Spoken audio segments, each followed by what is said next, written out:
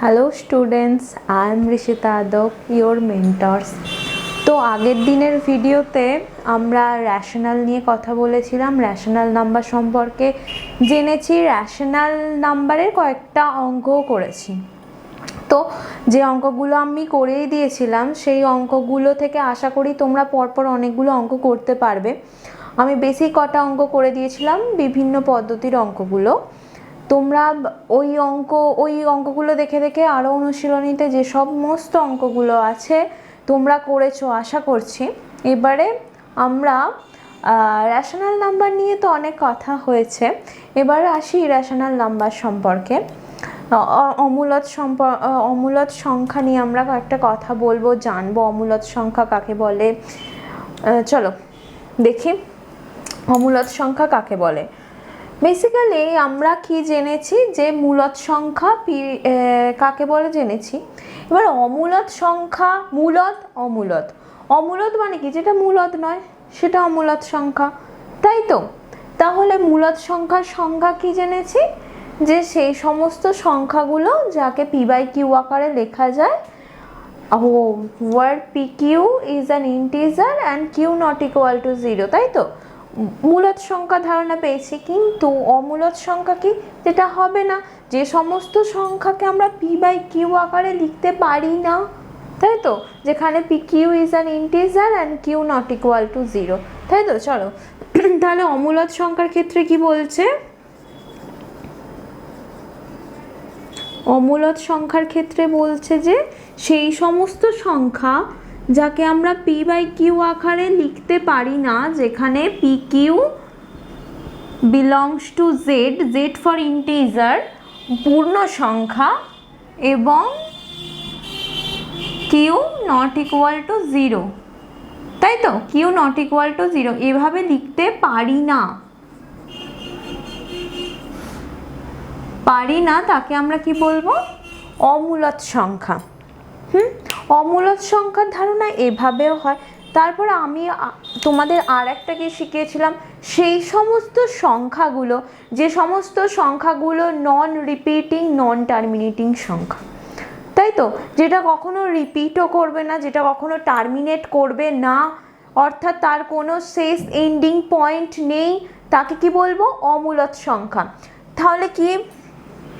তাহলে আবার কি বলা যায়, আবার সেই সমস্ত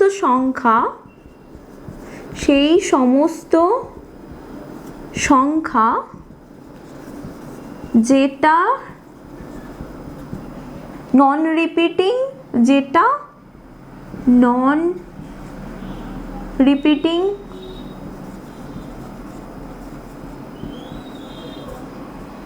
নন টার্মিনেটিং,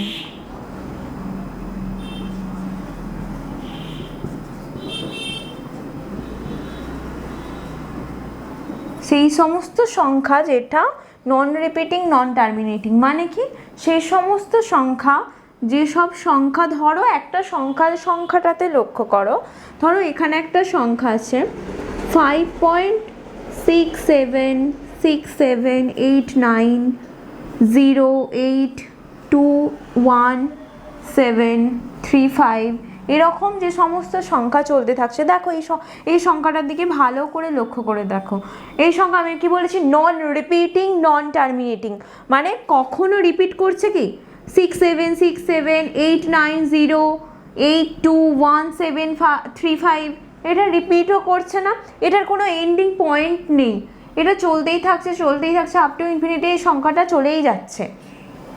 তাহলে কি হবে, এই সমস্ত সংখ্যাগুলো, যে সমস্ত সংখ্যাগুলো কখনো শেষ হয় না, অসীমে বিস্তৃত, আর কখনো কোনো এন্ডিং পয়েন্ট নেই, কখনো ধরো 6 বা কোনো সংখ্যা রিপিট করে না, সেই সমস্ত সংখ্যাগুলোকে আমরা অমূলত সংখ্যা বলবো।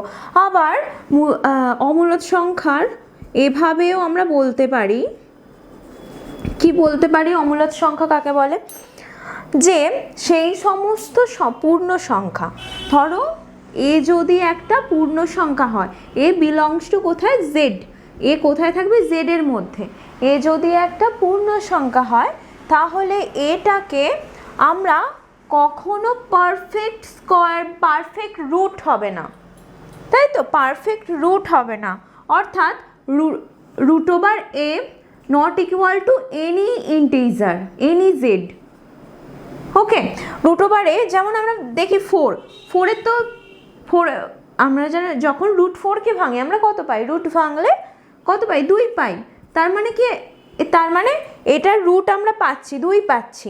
কিন্তু যে সমস্ত সংখ্যাগুলোর রুট আমরা ভেঙে কোনো ইন্টিজার বা কোনো সংখ্যা পাবো না, ইন্টিজার পাবো না, সেই সমস্ত সংখ্যাকে আমরা কি বলবো, সেই সমস্ত সংখ্যাকে আমরা অমূলদ সংখ্যা বলবো, নট পারফেক্ট স্কোয়ার। ঠিক আছে, ওকে, বোঝা গেছে? মানে কি বলছি, যার সে সমস্ত সংখ্যাগুলোর যার কোনো পারফেক্ট স্কোয়ার থাকবে না, সে সমস্ত সংখ্যাকে কি বলবো আমরা, অমূলদ সংখ্যা বলবো। যেমন রুট ওভার, যেমন root 7, root 3, root 5, root 6, root 9, বলো তো রুট 9 হবে না? রুট 9কে ভাঙলে কি পাবো আমরা, 3 পেয়ে যাব না? তাহলে এটা মূলদ সংখ্যার মধ্যে পড়ে যাচ্ছে। তারপরে এখানে কি হবে, রুট 11 হবে, রুট 12 হবে। ঠিক আছে, যে সমস্ত সংখ্যাগুলো কোনো পারফেক্ট স্কোয়ার পাবো না সেগুলোকে আমরা অমূলদ সংখ্যা বলবো। আবার অমূলদ সংখ্যা কাকে বলবো, যে সমস্ত সংখ্যাগুলোর কোনো পারফেক্ট কিউব নেই। কিউব মানে কি, ধরো a is an integer which belongs to z, a is an integer, অর্থাৎ যদি আমরা এরকম কিউব লিখি, সেখানে কি আমরা, সেখানে যদি না আমরা ধরো এখানে এরকম লিখছি root 8, root cube root of 8, cube root of 8 ভাঙলে আমরা কত পাবো, 2 পাবো। কিন্তু কিউব রুট অফ 3কে কি আমরা ভাঙতে পারবো, পারবো না। তেমন যে সমস্ত সংখ্যাগুলোর মানে নট পারফেক্ট কিউব, ওকে, যে সমস্ত সংখ্যাগুলোর কোনো পারফেক্ট স্কোয়ার নেই, যে সমস্ত সংখ্যাগুলোর কোনো পারফেক্ট কিউব নেই, সে সমস্ত সংখ্যাগুলোকে আপ টু nth টার্ম পর্যন্ত সেই সমস্ত সংখ্যাগুলোকে আমরা কি বলবো, অমূলদ সংখ্যা বলবো। এখানে আপ টু nth টার্ম পর্যন্ত, এন্ড রুট অফ a, যদি কোনো পারফেক্ট nth রুট না পাই তাহলে কি বলবো, সেই সমস্ত সংখ্যাগুলোকে অমূলদ সংখ্যা। বোঝা গেছে? এটা আমরা পাবো না। এখানে যেমন এটা কি হবে, এটা র্যাশনালের মধ্যে চলে যাবে, তাই তো, আর এটা কি হবে, এটা ইর্যাশনালের মধ্যে চলে যাবে। বোঝা গেছে? বোঝাতে পারলাম? এটাও যেমন র্যাশনালের মধ্যে চলে গিয়েছিল, তাই তো, কিন্তু এই সমস্ত সংখ্যাগুলো কি পুরোটাই ইর্যাশনাল। হ্যাঁ, সেই সমস্ত সংখ্যাগুলোকে ইর্যাশনাল নাম্বার বলা হয়। বোঝা গেছে? ইর্যাশনাল নাম্বার পুরোটা ক্লিয়ার হয়েছে। ইর্যাশনাল নাম্বারের ডেফিনেশন আমরা বিভিন্ন রকমভাবে দিতে পারি। ফার্স্ট ডেফিনেশন এটা নর্মালি জেনারেলি, ওকে। সেকেন্ড ডেফিনেশন এটা জেনারেল ডেফিনেশন বলা যায়, যে নন টার্মিনেটিং, নন রিপিটিং সে সমস্ত সংখ্যাগুলোকে আমরা ইর্যাশনাল নাম্বার বলতে পারি। যেমন দশমিকের পর এরকম বিস্তৃত সংখ্যা থাকবে, অসীম সংখ্যা থাকবে, যেখানে কোনো সংখ্যার মিল পাবো না, কোনো সংখ্যার শেষ হবে না। ঠিক আছে, বোঝা গেছে? তারপরে আবার আমরা কি বলতে পারি, যে সমস্ত সংখ্যাগুলোর কোনো পারফেক্ট রুট নেই, পারফেক্ট স্কোয়ার নেই, যে সমস্ত সংখ্যাগুলোর কোনো পারফেক্ট কিউব নেই।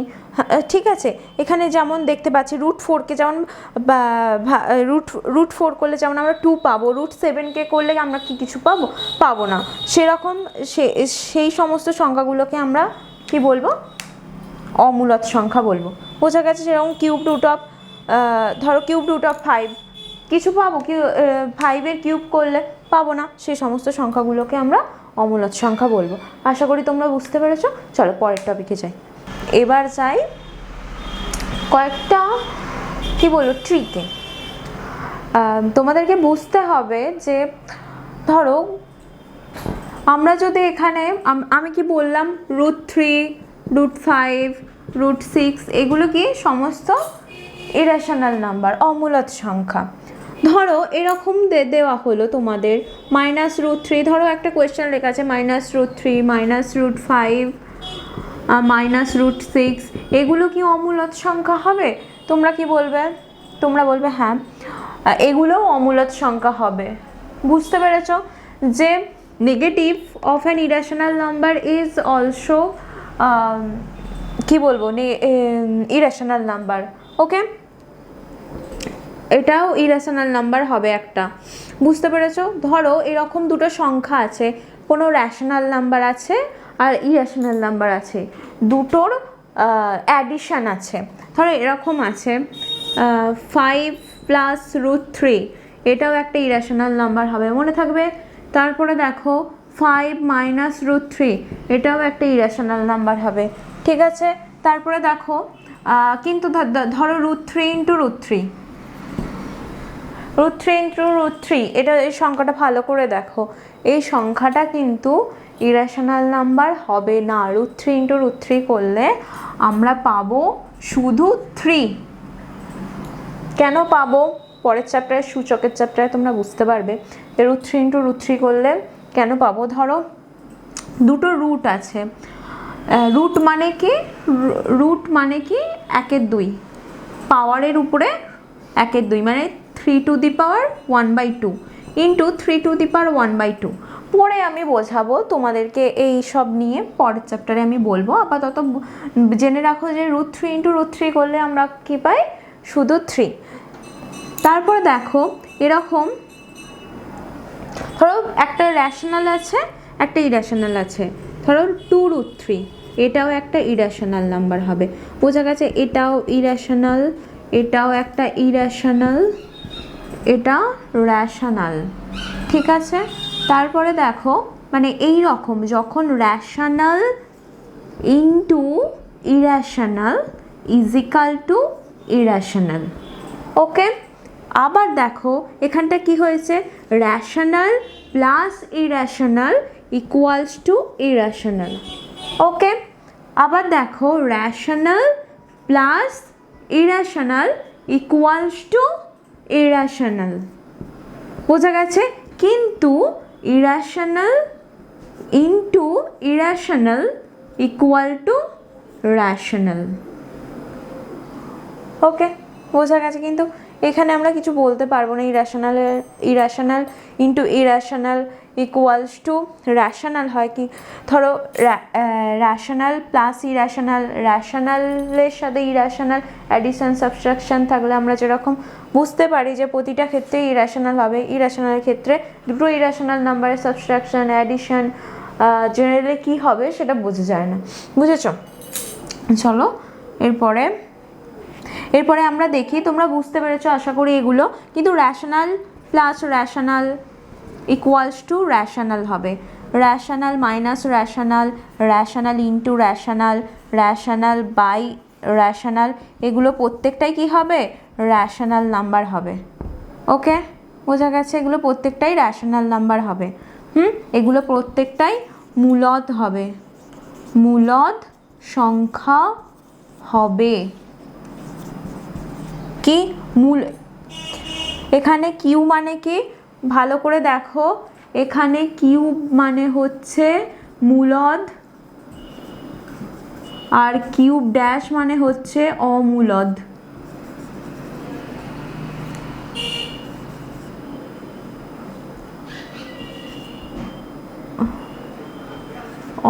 মূলদ সংখ্যা, আর এখানে কিউব ড্যাশ মানে হচ্ছে অমূলদ সংখ্যা।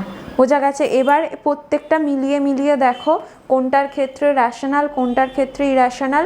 আর যখন আমরা cube dash plus cube dash, cube dash minus cube dash, cube dash into cube dash, cube dash by cube dash, এর প্রত্যেকটা কি হবে আমরা সেটা আন্দাজ করতে পারবো না। হ্যাঁ, এটা কখনো র্যাশনালও হতে পারে, কখনো ইরেশনালও হতে পারে। বোঝা গেছে? আচ্ছা, আমরা কি দেখলাম তাহলে? দেখো আমরা এর আগে পড়েছি যে দুটো সংখ্যার মধ্যে, কোনো দুটো র্যাশনাল নাম্বারের মধ্যে কিভাবে আমরা অসংখ্য র্যাশনাল নাম্বার পেতে পারি সেই ফর্মুলা দেখেছি, সেই অঙ্কগুলোও করেছি, তাই তো? যে দুটো র্যাশনাল নাম্বারের মধ্যে কিভাবে আমরা অনেক অনেক রেশনাল নাম্বার পেতে পারি। কি কি সেই ফর্মুলা ছিল, a plus B by two, A B is rational number, ঠিক আছে। এবার দেখো দুটো রেশনাল নাম্বারের মাঝেও আমরা কি ইরেশনাল নাম্বার পেতে পারি, কি করে? গুণ করে দিই সিম্পলি। যদি রুট ওভার এ বি হচ্ছে এ বির মধ্যে একটা অমূলদ সংখ্যা, ঠিক আছে, অমূলদ সংখ্যা। হ্যাঁ, ধরো এখানে কি আছে, এখানে আছে 3 4 আছে, 3 4-এর মধ্যে অমূলদ সংখ্যা কি পাবো, এই দুটোকে গুণ করে দেবো। 3 into 4 root over equal to 3 4-এ কত 12, 12 হচ্ছে 3 আর 4-এর মধ্যে একটা অমূলদ সংখ্যা। বোঝা গেছে? এরকম করে কি আমরা অঙ্কগুলো করব। ধরো তোমাদের এরকম বলা আছে যে, আবার তোমাদের এরকম ধরো বলা আছে 4 আর 5-এর মধ্যে অমূলদ সংখ্যা লেখো, অমূলদ সংখ্যা লেখো, ঠিক আছে, বলা আছে 4 আর 5-এর মধ্যে অমূলদ সংখ্যা লেখো। তো তোমরা কি করবে, জেনারেলি আমি কি বলেছি, নন রিপিটিং নন টার্মিনেটিং, মাথাতে এগুলো রাখবে যে আমি যে কি কি ডেফিনেশন আছে অমূলদ সংখ্যা, কিভাবে আমি অমূলদ সংখ্যা ডেফিনেশন দিতে পারি, কতগুলো ডেফিনেশন আছে, কিভাবে আমরা অমূলদ সংখ্যা লিখতে পারি। যখনই এগুলো জানবে সিম্পলি অঙ্ক এমনিতেই হয়ে যাবে, ঠিক আছে। তো এখানে দেখো 4.1 3 2 6 ডট ডট চলতেই থাকছে, এইটা হচ্ছে, এটা 4 আর 5-এর মধ্যে একটা অমূলদ সংখ্যা। তারপরে দেখো আবার যদি লিখি 4.2 3 8 9 চলতেই থাকছে, এটাও এদের 4 আর 5-এর মধ্যে একটা অমূলদ সংখ্যা। আপ টু আমি এখানে অনেক অমূলদ সংখ্যা লিখতে পারি, ঠিক আছে। এবার দেখো কি লেখা আছে, যে অমূলদ সংখ্যাকে কিভাবে সংখ্যা রেখা স্থাপন করব, ঠিক আছে। এবারে আমরা আসি অমূলদ সংখ্যাকে কিভাবে সংখ্যা রেখায় স্থাপন করব। তারও আগে আমি একটা কথা বলে রাখি, এই যে আমরা রেশনাল নাম্বার শেখা হয়ে গেছে, ইরেশনাল নাম্বার শেখা হয়ে গেছে, রেশনাল নাম্বার আর ইরেশনাল নাম্বার নিয়েই কি আমাদের পুরো রিয়েল লাইনটা, ঠিক আছে। আমরা রিয়েল লাইন কিন্তু পেয়ে গেছি। রিয়েল লাইন কি কি নিয়ে, রেশনাল ইরেশনাল নিয়ে রিয়েল লাইনটা গঠিত হয়েছে, ঠিক আছে। রিয়েল লাইনে সমস্ত রেশনাল নাম্বার, সমস্ত ইরেশনাল নাম্বারগুলো আছে, মানে প্রত্যেকটা নাম্বারের জন্য রিয়েল লাইনে কি আমরা একটা পয়েন্ট পাবো, প্রত্যেকটা নাম্বারের জন্য রিয়েল লাইনে একটা পয়েন্ট পাবো, সেই পয়েন্টটাই হচ্ছে ওই নাম্বারের জায়গা, মানে ওই নাম্বারটা ওখানে থাকে অবস্থিত, ঠিক আছে। এবার দেখো অমূলদ সংখ্যাকে আমরা সংখ্যা রেখায় স্থাপন করব কিভাবে। ধরো আমরা পিথাগোরাসের উপপাদ্য পড়েছি, সমকোণী ত্রিভুজের জন্য পিথাগোরাসের উপপাদ্যের কি সূত্র ছিল, সূত্র ছিল অতিভুজের স্কয়ার সমান ভূমি স্কয়ার প্লাস লম্বের স্কয়ার, তাই তো। পিথাগোরাসের উপপাদ্যের সূত্র কি ছিল, অতিভুজের স্কয়ার সমান ভূমি স্কয়ার প্লাস লম্বের স্কয়ার। হ্যাঁ, যদি একটা সমকোণী ত্রিভুজের জন্য উপপাদ্য ছিল যেখানটা একটা কোণ কি হবে 90 ডিগ্রি হবে, পিথাগোরাসের উপপাদ্য, পিথাগোরাস এর উপপাদ্য কি ছিল, অতিভুজের স্কয়ার সমান ভূমি স্কয়ার প্লাস লম্বের স্কয়ার, ঠিক আছে, বোঝা গেছে। এবার দেখো ধরো আমি অতিভুজ যে কোনো একটা অতিভুজ সমান, আমরা যদি নিয়ে নিই অতিভুজ সমান এ, ভূমি সমান বি আর লম্ব সমান সি যদি নিয়ে নিই, তাহলে A square equal to B square plus C square. তাহলে এ সমান কত, root over of B square plus C square, বোঝা গেছে। এদিকে স্কয়ার থাকলে এদিকে গিয়ে রুট হয়ে যায়। হ্যাঁ, এবার দেখো ধরো তোমাদের বলেছে √2কে তোমরা সংখ্যা রেখায় স্থাপন করো, কিভাবে করবে। ধরো আমাদের এই রিয়েল লাইনের মধ্যে 0 থেকে 0 1 2 এভাবে যে চলতে থাকছে রিয়েল লাইনের মধ্যে, √2 কোথায় আছে আমাদের সেটা বার করতে হবে। এভাবে তোমরা √3 √4 সমান 2, √5 √6 এভাবে বের করতে পারবে। ঠিক আছে, তার জন্য কি করব, √2কে আমরা কিভাবে লিখতে পারি, √2কে আমরা কিভাবে লিখতে পারি, তোমরা বলবে √2 সমান সমান কি, √1 √1² প্লাস 1²। আমি রুট এই জন্যই লিখলাম, পরবর্তীকালে আসছি কেন লিখেছি আমি এই √1টা। √1 মানে তো 1, আমি 1² লিখতে পারতাম, কিন্তু √1 লিখেছি এই জন্যই, পরে আসছি যে √2কে আমরা কি লিখতে পারি, √1² ইকুয়াল টু 1²। ঠিক আছে, এবার দেখো আমাদের লেন্থটা কতটা আছে, এবার দেখো তাহলে লেন্থ এখন পরে আসছি, তা তুমি দেখো 3√3কে কীভাবে লিখতে পারি, √3কে লিখতে পারি √2² প্লাস 1²। তাই তো, √2² মানে কি, √2 × √2, আমি কি শিখিয়েছি যে √2 × √2 সমান কত, শুধু 2, তাহলে কি হয় এখানে ভেঙে গিয়ে √2² প্লাস 1² সমান √2 × √2, 2 প্লাস 1 সমান √3, তাহলে এইভাবে আমরা লিখতে পারি। ওকে, তাহলে দেখো √3কে আমরা √2² প্লাস 1, 1টা ম্যান্ডেটরি, 1টা তোমরা এখানে রাখবে। লম্ব এখানে প্রতিটা ক্ষেত্রেই 1 সেমি করে নেওয়া হবে, আর ভূমি স্কয়ার প্লাস লম্ব স্কয়ার হচ্ছে। এবার দেখো এবার আমরা কি করব, এখানে √3 √2² প্লাস 1² পেয়েছি। এবার √4 কি পাবো, 2 পেয়ে যাব, √4 এর 2 পেয়ে যাব, যে এই লেন্থটা হয় √4 এর ক্ষেত্রে আমরা এমনি দেখতে পেয়ে যাচ্ছি। এবার এইগুলোতে ইরেশনালগুলোতে অসুবিধা হয়, যেটা আমরা দেখতে পাই না জেনারেলি। √5 কি করব, √4 তার হোল স্কয়ার প্লাস 1² সমান √5 লিখতে পারি। এবার এইগুলো দিয়ে কিভাবে আমরা সংখ্যা রেখায় স্থাপন করব সেগুলো আমি দেখাই। এবার দেখো আমরা √2 √3 √4 √5 পেয়ে গেছি, আমি আরও পেতে পারি, আরও যে সমস্ত সংখ্যা আছে সব সংখ্যায় সংখ্যা রেখায় স্থাপন করা যাবে। আমি কয়েকটা করাচ্ছি, তোমরা চাইলে অন্যগুলো নিজেরা ভেবে করে দেখতে পারো। আমি এখানে √2টা আগে শেখাই, তারপরে তোমরা আমার দেখে দেখে পরেরগুলো করার চেষ্টা করবে। এখানে √2 দেখো আমরা কি পেয়েছি, এখানে আমরা রিয়েল লাইন টেনে নিই, এই আমাদের রিয়েল লাইন পেয়ে গেলাম। এখানে 0 1 2 3 4 এত দরকার নেই, তবু আমি করলাম √2 এর ক্ষেত্রে। √1 আমাদের ভূমি 1, ওকে, ভূমির লেন্থ 1, বোঝা গেছে। এবার দেখো এই যে 1কে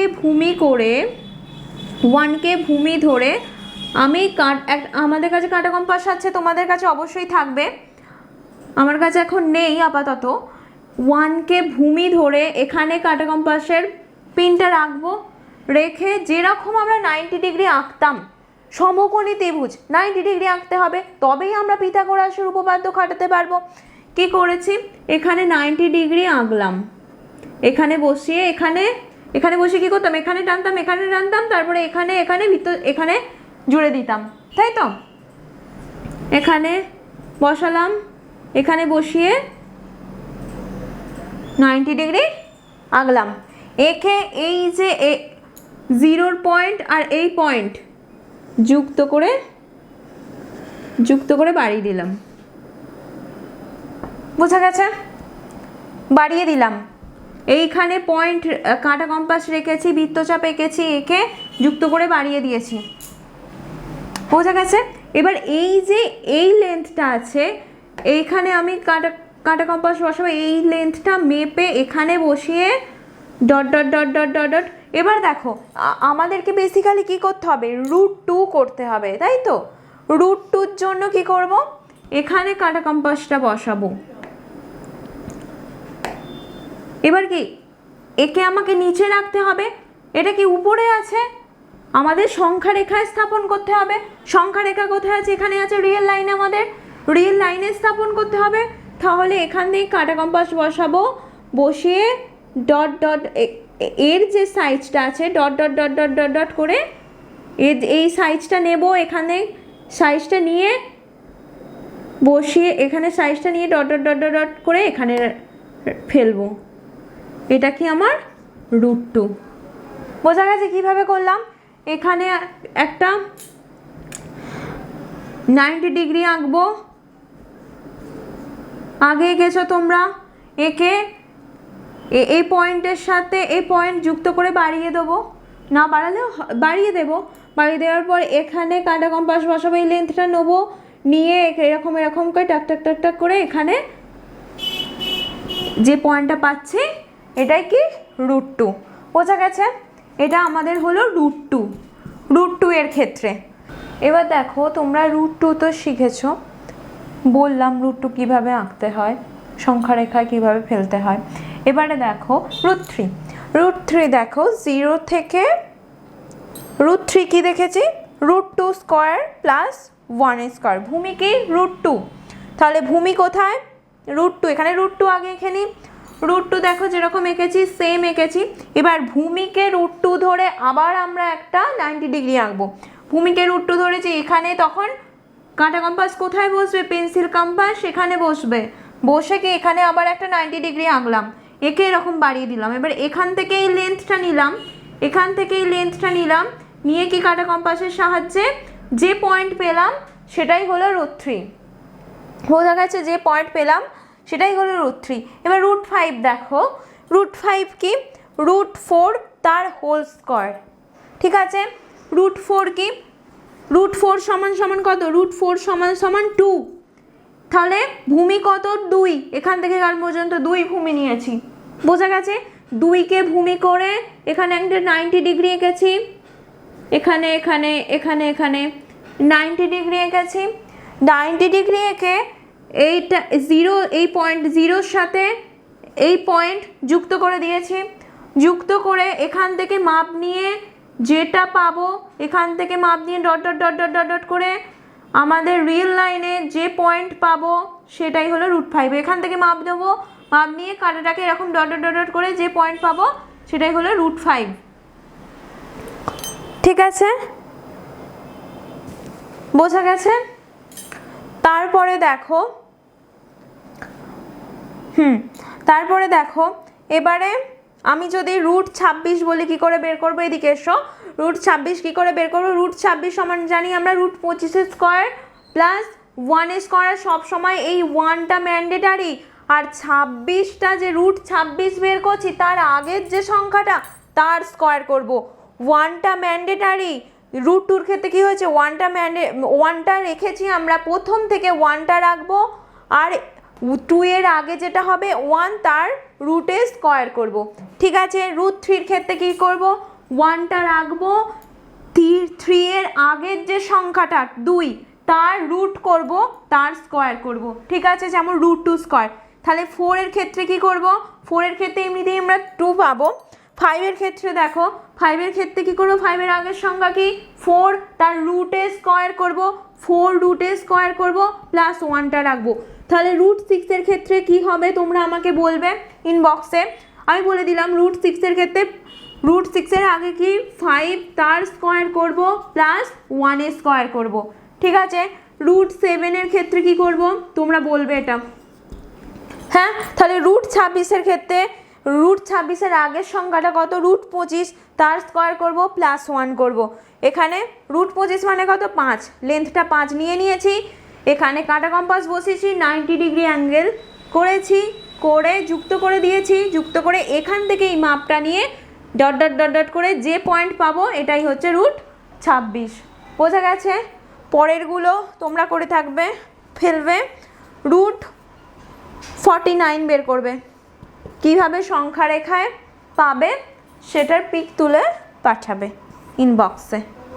ঠিক আছে, বোঝা গেছে? এই হলো আমাদের অমূলত সংখ্যা অর্থাৎ ইরেশনাল নাম্বারের চার্ট, কিভাবে আমরা সংখ্যা রেখা স্থাপন করব। আশা করি বুঝতে পেরেছো কিভাবে পরপর পরপর করেছি। একটাও অঙ্ক আটকাবে না, এরকম করে করতে থাকবে, তোমরা পেরে যাবে। তো আজকের ভিডিও এই পর্যন্তই।